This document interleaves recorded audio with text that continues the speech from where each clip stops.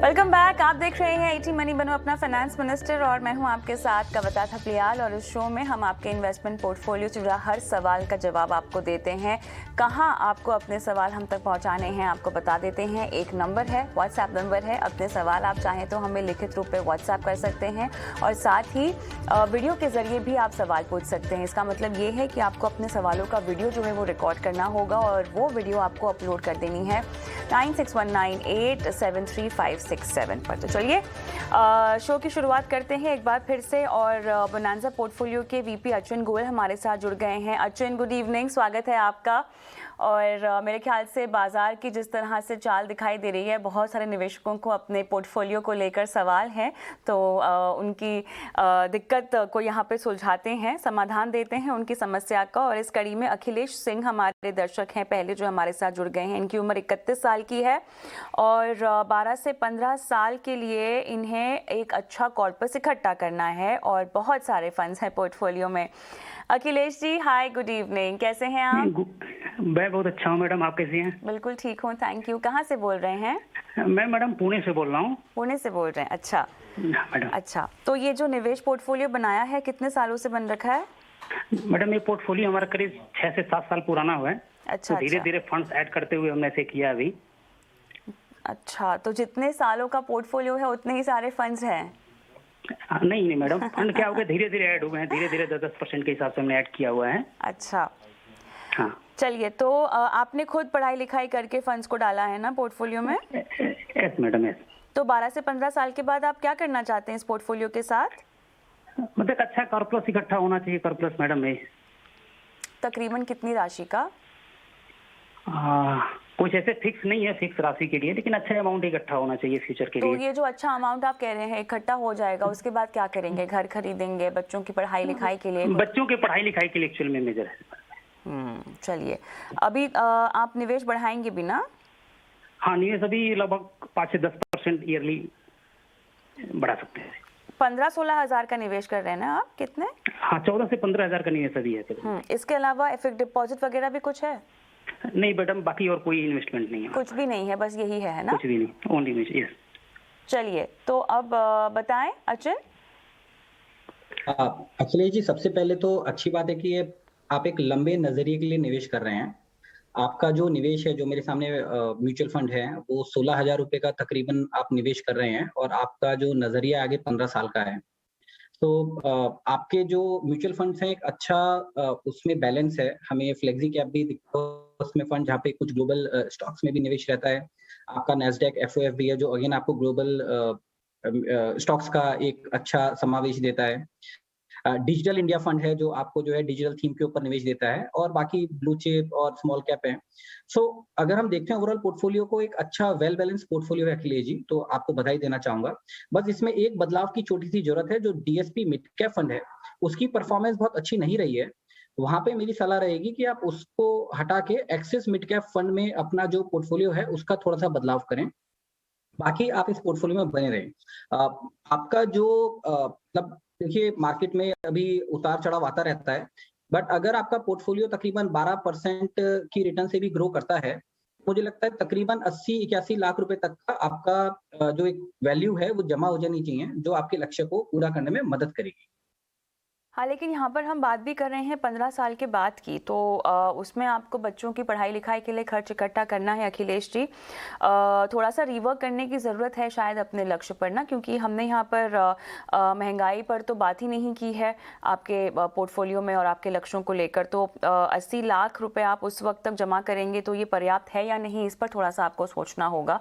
तो एक बार फिर से रिवर्क कीजिए। जहाँ तक फंड्स की बदलाव की बात है तो आपको अर्जुन ने रेकमेंड कर दिया है, उसके मुताबिक आप बदलाव कीजिएगा। निवेश बढ़ाने की भी कोशिश कर सकते हैं। अर्जुन, निवेश बढ़ाएं तो क्या इन्हीं में से किसी फंड में निवेश बढ़ा सकते हैं फिर? कविता जी, जो अगर निवेश बढ़ाना रहेगा तो इसमें एक मिड कैप फंड में मैं इनको पराग पारिक का mid cap opportunity fund recommend करूंगा, उसमें बढ़ा सकते हैं। और बाकी जो इनको निवेश बढ़ाना है वो एक्सिस ब्लू चिप फंड और मेरे इमर्जिंग ब्लू चिप फंड में थोड़ा सा निवेश बढ़ाएं। ये 3 फंड में इनको सलाह करूंगा कि थोड़ा सा निवेश बढ़ाएं अपना इसमें। अखिलेश, और कोई सवाल पूछना चाहते हैं? नहीं मैडम, धन्यवाद। Thank you so much. अगले दर्शक सनी हमारे साथ है, सनी शॉ। हाय सनी, कहाँ से बोल रहे हैं? बंद मत आएगा। सनी, आपको आवाज आ रही है? हाँ जी, बोलिए। आप बताएं क्या सवाल है आपका? मेरा सवाल ये था कि जैसे SIP मैं करता हूँ, से शुरू किया था और मैं अभी 20,000 रुपीज पर मंथ का SIP करता हूँ। तो मैं ये पूछ रहा था कि SIP एक फिक्स, जैसे कि सैलरी हमारी 1 तारीख को आती है तो 2 तारीख का डेट में रखता हूँ SIP का, तो दैट इज मच बेटर। और मैं ये जानना चाहता था कि जब मार्केट में थोड़ा डिप दिखे तो मैं SIP करूँ। नहीं, आपने जो 2 तारीख डिसाइड कर रखी है ना, बहुत अच्छी तारीख है। आपको उसी तारीख पर SIP हर महीने करनी चाहिए, और ये क्यों ऐसा मैं कह रही हूँ, अचिन समझाएंगे। सनी जी, आपने बड़ा अच्छा सवाल किया कि मार्केट गिर रहा है तब निवेश करें। देखिए, एक हाइंडसाइट बायस होता है कि आपको गिर गया है या अगले दिन पता है कि मार्केट गिर गया है, या जिस दिन गिर रहा है मे बी आपको उस समय पता है, और उसके बाद अगले दिन गिरेगा या नहीं गिरेगा आपको वो भी नहीं पता। जब गिर जाता है उसके बाद हम उसके ऊपर विचार विमर्श करते हैं कि गिर गया था। और दूसरा, कोई भी आज तक का रिकॉर्ड है कि इसमें सफलता नहीं मिली है, हम टाइम नहीं कर सकते हैं मार्केट को, तो हमें हमेशा SIP के जरिए ही जाना चाहिए। अगर आपकी सैलरी आपने बताया 1 तारीख को मिलती है और 2 तारीख को आपकी SIP डिडक्ट होती है, तो आप उसी में बने रहें। क्योंकि क्या रहता है कि आपका एक रूपी कॉस्ट एवरेजिंग हो जाता है SIP के जरिए, और जैसे मैंने बताया कि मार्केट को टाइम करना ये पॉसिबल नहीं है। कोई भी किसी के लिए भी मुमकिन नहीं है कि वो बता पाए कि मार्केट कब गिरने वाला है और कब नहीं गिरने वाला है। आज मुझे लगता नहीं किसी ने उम्मीद की थी कि मार्केट इतना ऊपर जाएगा, और 3 दिन पहले किसी ने उम्मीद नहीं की थी कि मार्केट कंटिन्यूअसली नीचे गिरेगा और इतना गिरता रहेगा। तो बड़ा डिफिकल्ट है टाइम करना, सनी जी। और जो आपके मन में शंका है, मुझे लगता है काफी लोगों के मन में शंका रहती है। मेरी राय यही रहेगी कि आप SIP के जरिए ही अपना निवेश करें। अगर आप इन्वेस्टर है म्यूचुअल फंड्स में, आपको एक अच्छी रिटर्न, उम्दा रिटर्न SIP देके जाएगा। बात यहाँ पर ये भी है ना कि जब भी बाजार में कोई गिरावट हो, ऐसा जरूरी नहीं है कि आपके पास उस वक्त पैसे भी रहें, है ना। पैसे भी तो होने चाहिए आपके पास, और आपको पता नहीं है बाजार में कब गिरावट है। लेकिन गिरावट अगर ये तो अपनी SIP शुरू रखेंगे ही, ठीक है अचिन, अगर हम ऐसा मान लेते हैं, लेकिन गिरावट आई बाजार में, पैसे हैं इनके पास, तो उस वक्त क्या निवेश भी कर दें लमसम? कविता, अगर जैसे आपने बताया अभी एक दूसरे सिनेरियो के पास चले गए हम, SIP डेफिनेटली हमें कंटिन्यू रखनी चाहिए। अब हम बात करते हैं कि हमारे पास एक अच्छा कुशन है जहाँ पे हम निवेश कर सकते हैं। तो डेफिनेटली अगर मेरे पास चंक है तो मुझे अगर मेरे पास महीने में 50,000 रुपए है निवेश करने के लिए, और मुझे लगता है आज मार्केट गिरा है, तो मुझे 25 से 30% जो मेरा एक्स्ट्रा अमाउंट है उसको निवेश करना चाहिए। मुझे उसके जरिए एक अच्छा मुनाफा भी होगा अगर आगे मार्केट रिकवर करता है, या कल को फर्दर डिप आएगा तो मैं जो बचा हुआ 25-30 है मैं तब निवेश करूं। इस तरह से मैं 3 या 4 भाग में उसको डिवाइड करूंगा। सनी, और कोई सवाल पूछना है? एक सवाल और था मेरा। हाँ। कि जैसे मैंने जो स्टडी किया है, ठीक है, म्यूचुअल फंड के रिगार्डिंग, तो उसके अनुसार मैंने ये पाया है कि जो मैं SIP का डेट 1 तारीख से 10 तारीख तक रखना हूँ, और मैं 20 ईयर्स के लिए इन्वेस्ट कर रहा हूँ, तो और मैं डेट अगर 20 तारीख से 30 तारीख के बीच रख रहा हूँ, ठीक है, तो मुझे 2 से 3% का डिफरेंस पड़ रहा है। मतलब 20 से 30 के बीच में मुझे 2 से 3% का इंटरेस्ट ज्यादा मिल रहा है 20 ईयर्स के लिए। ओके अचिन, ये गणित आपको समझ में आया है? नहीं, मुझे एक्चुअली नहीं, मैंने इस तरह का कभी एनालिसिस नहीं किया है, बट मेरे लिए भी बड़ा इंटरेस्टिंग फैक्ट है सनी जी, जो आप बता रहे हैं कि 1 से 10 में अगर आप SIP करते हैं तो आपको 2 या 3% का ज्यादा मुनाफा होता है कंपेयर टू अगर आप 20 से 30 के बीच में करते हैं। यही बोल रहे हैं ना आप? % का फायदा ज्यादा होता है कंपेयर टू 1 से 10 के बीच में करता हूँ। तो कैसे हो सकता है? क्योंकि आपके पैसे तो बाजार में ही लगते हैं। मेरे ख्याल से थोड़ी समझने में गलती हो रही है यहाँ पर अचिन। नहीं मैम, मैंने जो पाया है मैम, पिछले 20 ईयर्स का मैंने वो निकाला था कि मार्केट जो है मैम 20 से 30 तारीख के बीच में थोड़ा डाउन होता है कंपेयर टू 1 से 10 तारीख के बीच में। सनी जी, देखिए क्या होता है कि बहुत सारे हम लोग डेटा के रिलेशनशिप निकालते हैं। एक बहुत कॉमन कोरिलेशनशिप था हमारा गोल्ड और इक्विटी मार्केट के ऊपर, तो कहीं पे वो ब्रेक हुआ और थोड़ा बहुत है। तो देखिए, डेटा एनालिसिस हम करके निकाल रहे हैं, जो आपने किया है वो हो सकता है एक कोरिलेशनशिप कोफिशिएंट हो, और वो आप जो बोल रहे हैं बराबर भी हो, पर क्या वो किसी साइंटिफिक बेस पे आधारित है, मैं उससे कहीं पे एग्री नहीं करूंगा। एक आपने ऑब्जर्वेशन की है, हो सकता है वो सही हो, बट क्या वो निवेश के लिए मुझे अपनी रणनीति बनानी चाहिए, शायद मैं उसके ऊपर नहीं जाऊंगा।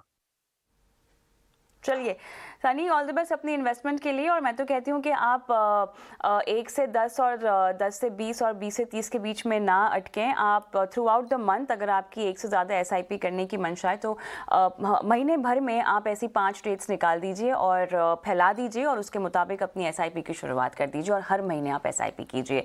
अर्जुन, मुझे आपसे और भी सवाल लेने हैं दर्शकों के लिए, लेकिन इस बीच मेरे साथ एक और मेहमान जुड़ रही है जिनसे हमें खास चर्चा करनी है। ट्रांस यूनियन सिविल की चीफ ऑपरेटिंग ऑफिसर हमारे साथ जुड़ रही है Harshila Chandorkar. Harshila, good evening and welcome to this show.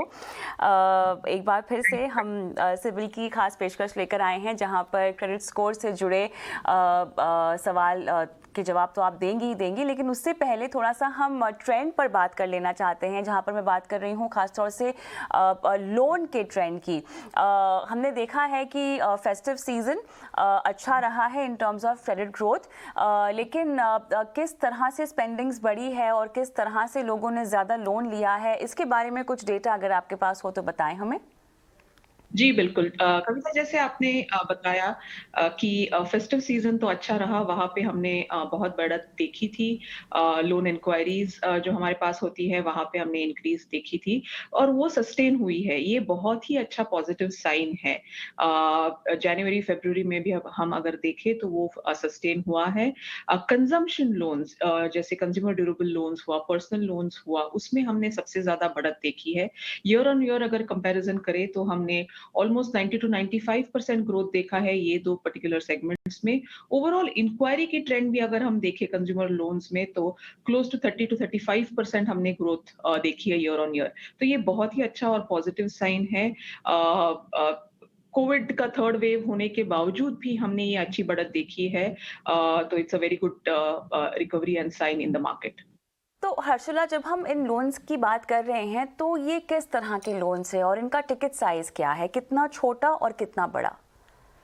जी, बिल्कुल। तो जैसे मैंने बताया consumer durable loans, personal loans ये सेगमेंट में सबसे ज़्यादा बढ़त देखी है हमने। स्मॉल टिकट लोन्स में भी हमने सबसे ज़्यादा बढ़त देखी है। तो 25,000 और कम की जो लोन्स है उसमें हमने ज़्यादा बढ़त देखी है। कंज्यूमर्स को भी बहुत अभी सुविधा हो गई है इस प्रकार की लोन्स लेने में। ये सेगमेंट में हमने सबसे ज़्यादा बढ़त देखी है।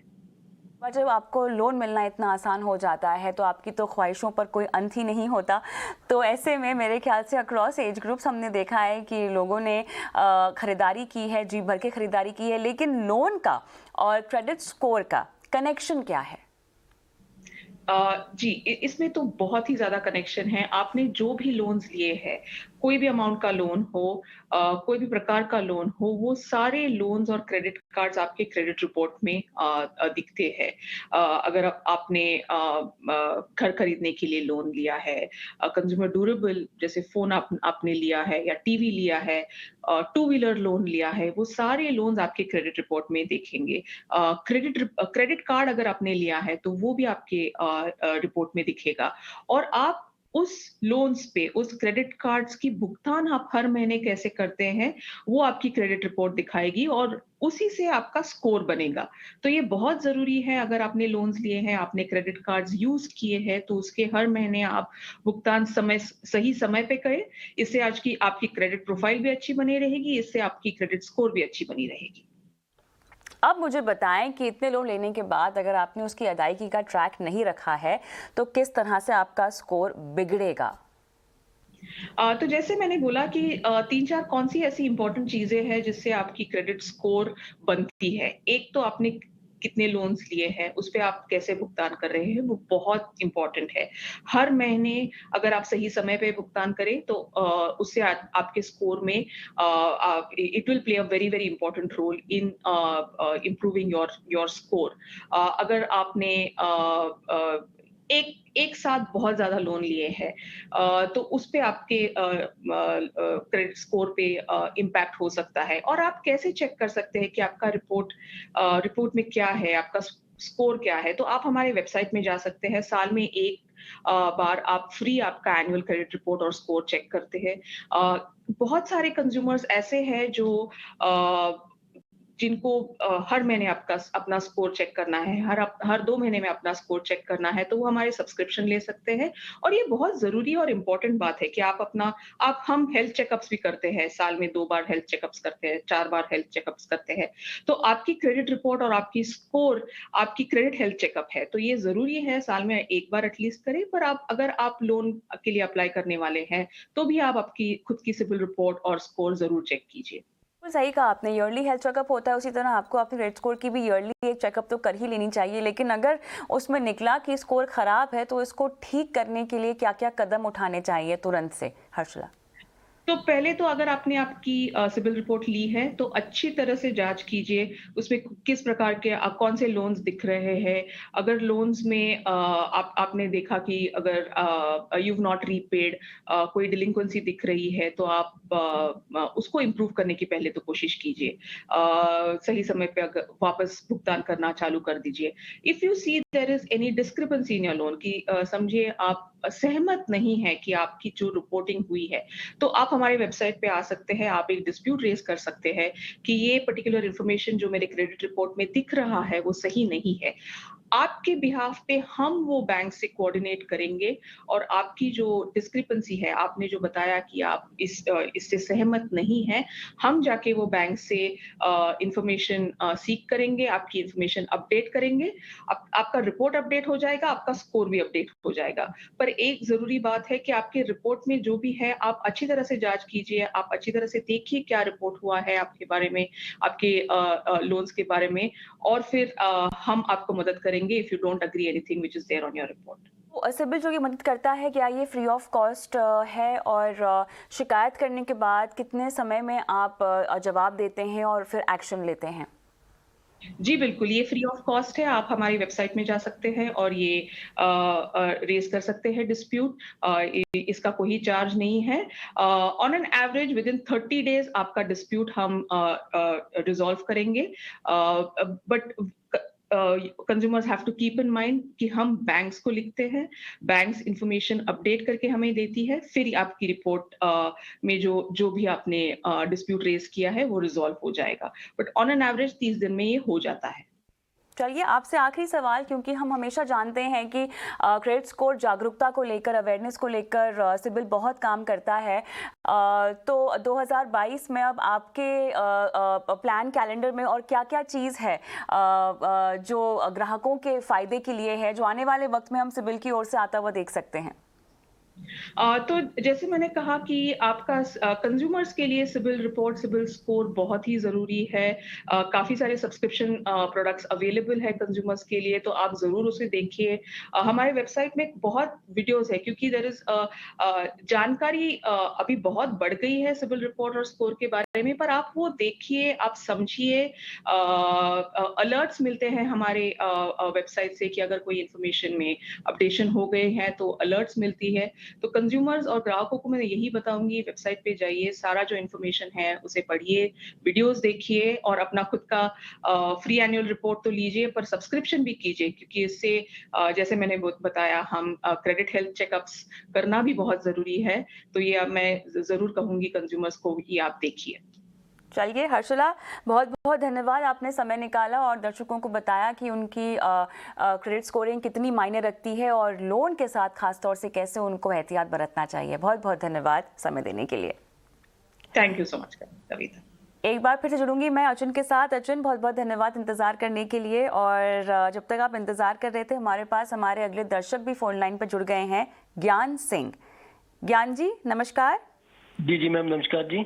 बताएं, आपने 19 साल बाद रिटायर होना है और उसके लिए आपने 1.5 करोड़ रुपए लक्ष्य रखा हुआ है, जिसके तहत आप निवेश कर रहे हैं, है ना? 1.5 करोड़ जी। तो अभी तो निवेश की जो राशि है वो थोड़ी सी कम लग रही है, लेकिन आप बढ़ाएंगे ना? जी मतलब मेरा क्वेरी ये है, मैं जिस फंड में अभी इन्वेस्ट कर रहा हूँ, मेरे फंड भी अभी ओके हैं, ठीक है? वही बता रहे हैं आपको। एक्सिस मिड कैप है, पराग पारेख का फ्लेक्सी कैप है, SBI blue chip, SBI small cap, SBI focused equity. चलिए अचुन, फंड्स का चुनाव तो अच्छा है। जी कविता, तो ज्ञान सिंह जी का जो चुनाव है वो सभी फंड्स का अच्छा चुनाव है। खाली जो इनका लक्ष्य है जो इन्होंने निर्धारित किया है 1.5 करोड़ रुपए इनको जमा करने हैं 19 साल के बाद, और उसके लिए जो भी 7,000 रुपए का निवेश कर रहे हैं वो कम है। इनको तकरीबन 17,000 रुपए का निवेश करना चाहिए, और जो इनके फंड्स हैं वो अच्छे हैं। मैं इनको रिकमेंड करूंगा कि जो एडिशनल 10,000 रुपए हैं उनमें ये जो करंट फंड है उसमें एक्सिस मिड कैप में 2,000 रुपए से अपना निवेश बढ़ाएं। Small cap SBI small cap और एसबीआई ब्लू चिप में 1,000 रुपए से निवेश बढ़ाएं अपना। और दो मैं इनको फंड रिकमेंड करता हूँ, मेरे इमर्जिंग एसेट मेरे एसेट ब्लू चिप फंड और टाटा डिजिटल इंडिया फंड, वहां पे ये 3,000 रुपए का अपना निवेश बढ़ा सकते हैं। तो अगर ये 10,000 रुपए का निवेश बढ़ाएं अपना और बचे हुए फंड्स कंटिन्यू रखें तो उम्मीद करता हूँ ये अपना लक्ष्य जरूर हासिल कर पाएंगे। ऑलराइट, चलिए यहाँ पर हम शो को समाप्त कर रहे हैं, उससे पहले निवेश का गुरु मंत्र जान लेते हैं।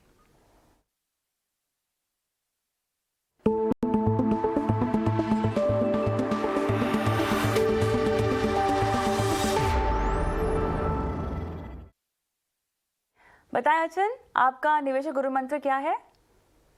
अच्छा, कविता, मैं ये बताना चाहूंगा सब दर्शकों को कि there is no best time and no best product to invest in the market.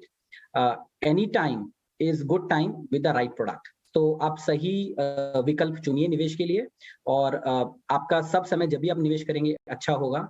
कभी भी आपको अच्छा समय या बहुत अच्छा प्रोडक्ट ऐसा नहीं मिलेगा। तो हम मार्केट में बने रहिए और जो बढ़ोतरी है उसका जो है लाभ उठाइए।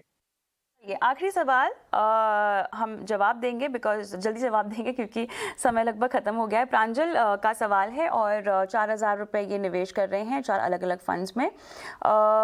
बताएं, फंड्स आपके पास हैं अचन?